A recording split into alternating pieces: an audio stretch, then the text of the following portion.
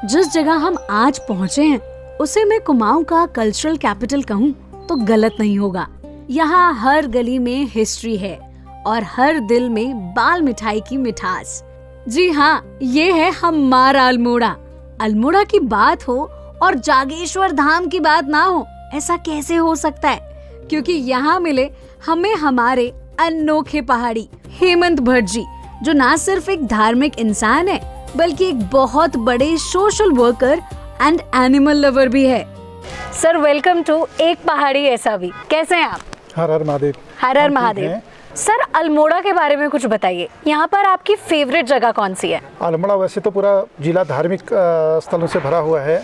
जगह जगह पर यहाँ पर मंदिर स्थापित हैं और प्राचीन काल में ये राजधानी भी रह चुकी है। कुमाऊनी जो हमारे राजा थे उनकी राजधानी रह चुकी है। और यहाँ पर जो सूर्य मंदिर, जो कटारमल में सूर्य मंदिर है, वो काफ़ी प्रसिद्ध है। हमारे भारत में 2 ही सूर्य मंदिर हैं, एक कोणार्क में और यहाँ कटारमल में। तो इसकी प्रसिद्धि देश विदेश में इसकी प्रसिद्धि फैली हुई है। पुराणों में, ग्रंथों में इस स्थान का वर्णन आता है और देश विदेश से लोग इस स्थान पर दर्शन के लिए आते हैं सूर्य मंदिर में। हमने बहुत सुना है आपके सोशल वर्क के बारे में, प्लीज़ एक बार हमें डिटेल में बताइए कि कैसे आप लोगों की मदद करते हैं। जी, जागेश्वर मंदिर जो है 2012 में यहाँ पर मंदिर ट्रस्ट यहाँ पर बना था हाई कोर्ट के माध्यम से। उसके बाद मंदिर की बागडोर जो है मैंने संभाली, यहाँ पर मुख्य पुजारी के तौर पर मंदिर में पूजा पाठ की।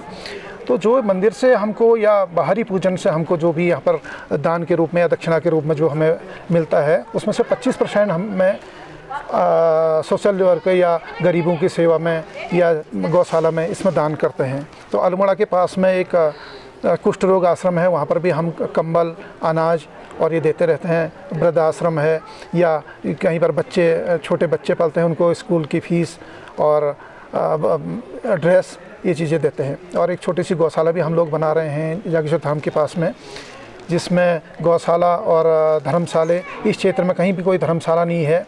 हमने उत्तराखंड सरकार से बार निवेदन किया था कि जागेश्वर धाम में यहाँ पर धर्मशाला का निर्माण हो, जिससे यहाँ पर आने वाले जो पहाड़ के लोग आते हैं, गरीब तबके के जो लोग आते हैं, उनके रुकने की व्यवस्था हो। और किसी ने भी इस ओर ध्यान नहीं दिया। तो हमें एक धर्मशाला का निर्माण यहाँ पर करना पड़ रहा है, जिसमें निःशुल्क वो रहेगा और उसमें जो भी जागेश्वर धाम आने वाले श्रद्धालु रहेंगे उनके लिए भोजन की व्यवस्था रहेगी उसमें, और भंडारा हमेशा रहेगा उसमें। ये हम लोग निःशुल्क करना चाह रहे हैं अपने दम पर। मुझे खुद अपनी ज़मीन बेच के, हल्द्वानी में मेरा प्लॉट था, उसको बेच के भी हम उसमें लगा रहे हैं। बैंक से हमने लोनिंग भी करवा रखी है।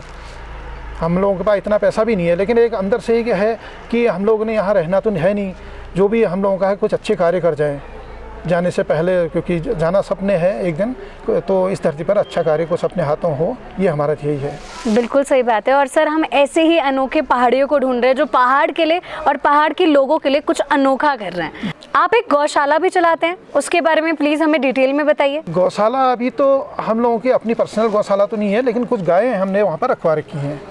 और अभी गौशाला जागेश्वर धाम में हमारी गौशाला बन रही है एक छोटी सी। तो जितना हम लोग हो सकता है उतना सेवा करेंगे गायों की, इस ओर भी हमारा काफ़ी ध्यान है।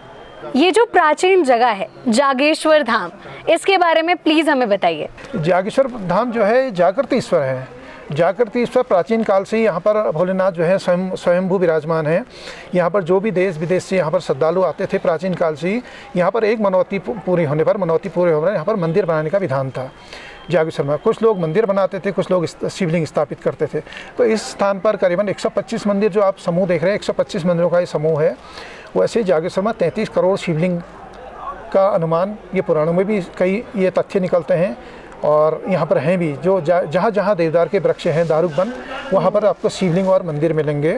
और यहाँ पर श्रावणी माह 1 महीने का मेला लगता है, जिसमें देश विदेश के लोग आते हैं शिवार्चन के लिए। शिवार्चन मतलब मिट्टी के शिवलिंग बना के उसमें रुद्राभिषेक पूजन किया जाता है। तो हमारे पहाड़ के जो उत्तराखंड के लोग हैं, 80% लोग यहाँ पर पूजन के लिए आते हैं। श्रावणी माह में 1 महीने का यहाँ पर बहुत बड़ा मेला रहता है। और महाशिवरात्रि को यहाँ पर बहुत बड़ा मेला होता है। अभी ये कार्तिक पूर्णिमा एक आती है, तब भी यहाँ पर मेला। तो साल में यहाँ पर 4-5 मेले होते हैं जो बड़े मेले होते हैं, लेकिन श्रावणी मेला 1 महीने का मेला है, जिसमें रोज़ाना 50,000 से 1 लाख आदमी रोज़ाना दर्शन करते हैं।